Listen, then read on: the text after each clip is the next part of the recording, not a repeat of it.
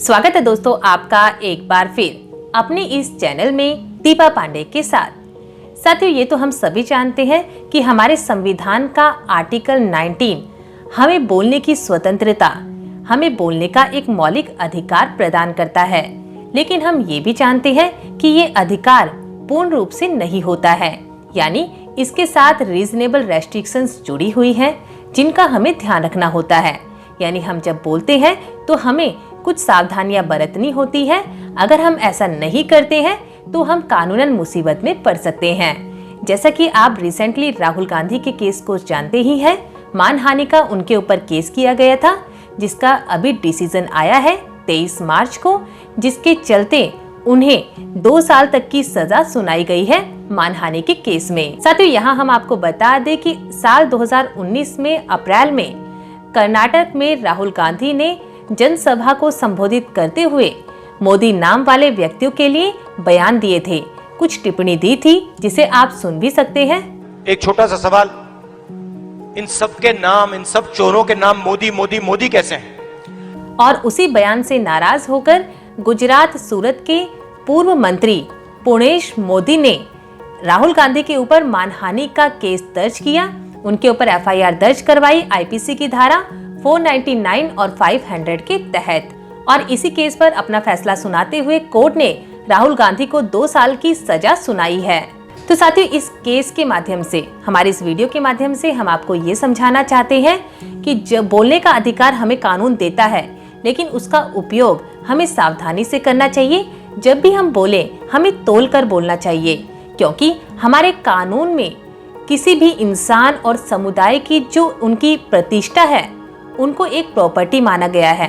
अगर हमारे बोलने से किसी की प्रतिष्ठा खराब होती है तो यहाँ पर कानूनन ये समझा जाएगा कि किसी व्यक्ति या संस्था की प्रॉपर्टी को हानि पहुंची है। तो इसके तहत सिविल और क्रिमिनल दोनों के तहत ही आप उस व्यक्ति के ऊपर कार्रवाई हो सकती है जिसने ऐसा कोई बयान दिया है।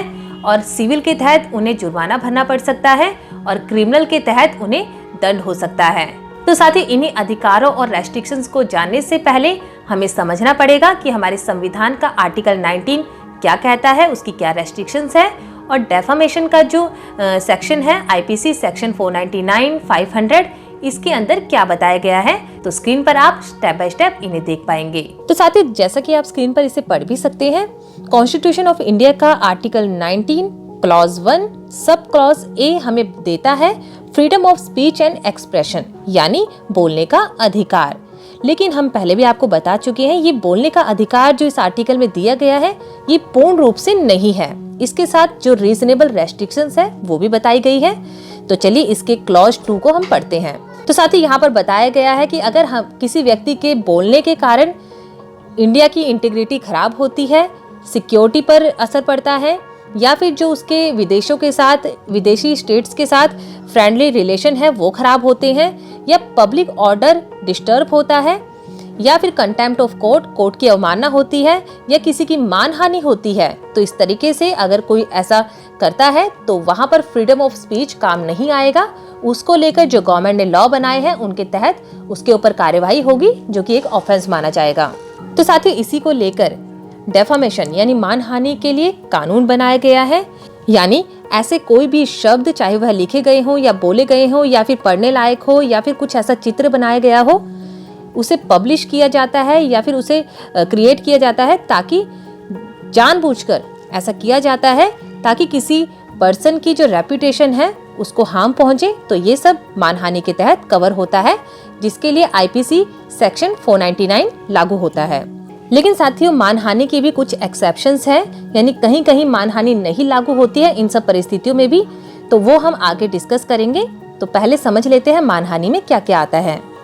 तो साथ ही यहाँ एक्सप्लेनेशन 1 हमें बताती है कि अगर कोई व्यक्ति किसी मृत व्यक्ति की, डिसीज्ड पर्सन की रेपुटेशन को खराब करने के लिए कुछ भी शब्द यूज कर रहा है, अगर वो व्यक्ति जिंदा होता और उसकी रेपुटेशन उससे खराब हो सकती ऐसे कोई शब्द, या फिर उसकी इंटेंट है कि वह उस मृत व्यक्ति के जो नियर रिलेटिव्स हैं या फैमिली मेंबर्स हैं उनकी फीलिंग को हर्ट करे, तो ये भी मानहानि में कवर होता है। और साथियों, यहाँ पर एक्सप्लेनेशन 2 हमें बताती है कि अगर कोई भी इम्प्यूटेशन क्रिएट की गई है जो किसी कंपनी या एसोसिएशन या कलेक्शन ऑफ पर्संस को लेकर है, वो भी मानहानि में कवर होगी। इसकी एक्सप्लेनेशन 3 हमें बताती है कि कोई भी इम्प्यूटेशन जो या तो अल्टरनेटिव फॉर्म में क्रिएट की गई है या एक्सप्रेस्ड है वो मानहानि में कवर होगी। साथियों, इसकी एक्सप्लेनेशन 4 हमें बताती है कि no imputation is said to harm a person's reputation. कोई भी ऐसी बात किसी भी पर्सन की रेपुटेशन को हार्म नहीं कर सकती अनलेस, जब तक कि वो इम्प्यूटेशन डायरेक्टली और इनडायरेक्टली किसी और को ना कही गई हो। तो साथियों, अगर इसे एग्जाम्पल से समझे, मान लीजिए ए कहता है कि जेड एक ईमानदार व्यक्ति है, वो कभी भी बी की घड़ी को नहीं चुरा सकता है, और इसके पीछे ए की इंटेंशन ये है कि लोगों को बिलीव हो जाए कि जेड ने ही बी की घड़ी चुराई है। तो ये डेफेमेशन कहलाएगा, मानहानि कहलाएगा, जब तक कि ये किसी भी एक्सेप्शन में फॉल ना हो, जिसके बारे में आगे हम डिस्कस करेंगे।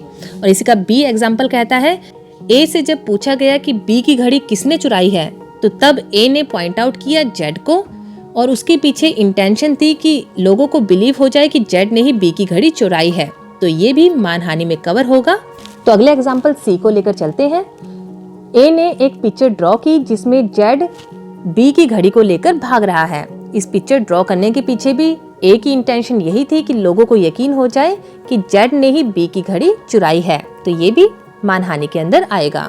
तो साथ ही इस तरीके से कुछ भी कहना, पॉइंट आउट करना या कुछ पिक्चर बनाना जिससे किसी को यकीन हो जाए कि अगले बंदे ने ही उसकी घड़ी चुराई है या कुछ भी ऐसा, ये एग्जाम्पल है सिर्फ, तो इस तरीके से करना एक मानहानि कहलाता है। लेकिन इन तरीकों में भी अगर कुछ ऐसी चीजें हैं जो इनकी एक्सेप्शंस में आती है तो वहां मानहानि का केस नहीं बनेगा। तो चलिए एक्सेप्शंस को समझते हैं। तो साथियों, इसकी एक्सेप्शन 1 बताती है कि अगर कोई भी चीज कही गई है और वो सच्ची है और उसके पीछे पब्लिक गुड यानी पब्लिक की भलाई छुपी थी, तो ऐसी चीज को पब्लिश करना भी डेफामेशन में नहीं आएगा, मानहानि में नहीं आएगा। और इसी की एक्सेप्शन 2 हमें बताती है कि ऐसा कोई भी कंडक्ट जो पब्लिक कंडक्ट है और पब्लिक सर्वेंट के द्वारा गुड फेथ में किया गया है वो भी मानहानि में नहीं आएगा। इसकी 3rd एक्सेप्शन बताती है कि अगर कोई ऐसा कंडक्ट है किसी पर्सन का जो पब्लिक क्वेश्चन को टच करता है, यानी वो पब्लिक से जुड़ा हुआ है और गुड फेथ में दिया गया है, तो वो भी मानहानि के अंदर कवर नहीं होगा। 4th एक्सेप्शंस की बात करें तो publication of reports of proceedings of court, ये भी मानहानि के अंदर कवर नहीं होगा। यानी अगर कोर्ट प्रोसीडिंग्स की कोई ट्रू रिपोर्ट पब्लिश करता है या फिर उसके रिजल्ट को पब्लिश करता है, उसकी प्रोसीडिंग्स को, तो वो भी मानहानि के अंदर कवर नहीं होगा। 5वीं एक्सेप्शंस की बात करें तो अगर कोई व्यक्ति किसी डिसाइडेड केस के, चाहे वो सिविल हो या क्रिमिनल हो, उसके मेरिट्स को पब्लिश करता है, तो गुड फेथ में करता है, तो वो भी मानहानि के अंदर कवर नहीं होगा। लास्ट जो 6th एक्सेप्शंस है वो हमें बताती है कि मेरिट्स ऑफ पब्लिक परफॉर्मेंस भी मानहानि के अंदर नहीं आती है। It is not defamation to express in good faith any opinion respecting the merits of any performance which its author has submitted to the judgment of the public। यानी ऐसी कोई परफॉर्मेंस जो ऑथर ने खुद ही पब्लिक को दी है उसको judgement करने के लिए, तो उस परफॉर्मेंस को लेकर अगर कुछ भी कहा जाता है गुड फेथ में, चाहे वो अच्छा हो या बुरा हो, तो वो मानहानि में कवर नहीं होता है। एग्जाम्पल के लिए एक पर्सन है जिसने बुक पब्लिश की है और उसे पब्लिक की जजमेंट के लिए सबमिट कर दिया है, तो उसकी जजमेंट में चाहे अच्छा हो या बुरा हो वो मानहानि में नहीं आएगा। दूसरा, ऐसे ही कोई पर्सन अगर पब्लिक में स्पीच करता है और उसे सबमिट करता है उस स्पीच को पब्लिक की जजमेंट के लिए, तो वहां मानहानि कवर नहीं होगी अगर उस स्पीच को लेकर कुछ भी अच्छा या बुरा कहा जाता है। तो साथियों, अब आप समझ गए होंगे कि अगर हम कोई बात कहते हैं कब वो मानहानि होती है, कब नहीं होती है। तो चलिए अब बात करते हैं मानहानि के लिए हमारे कानून में किस प्रकार की सजा का प्रावधान है।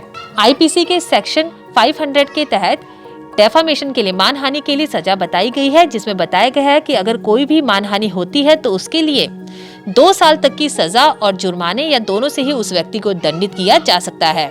इसके अलावा आईपीसी के सेक्शन 501 में बताया गया है कि अगर कोई जानबूझकर ऐसी डेफामेटरी स्टेटमेंट को प्रिंट करता है तो उस व्यक्ति को भी जिसने उसे प्रिंट किया है उसको 2 साल तक की सजा और जुर्माना या दोनों से ही दंडित किया जा सकता है। तो साथियों, अब आप समझ ही गए होंगे कि भारत का संविधान हमें कौन सा अधिकार देता है, क्या रेस्ट्रिक्शंस दी गई हैं उसको लेकर, और अगर हम किसी की मानहानि करते हैं तो उसके लिए किस प्रकार की सजा का प्रावधान है।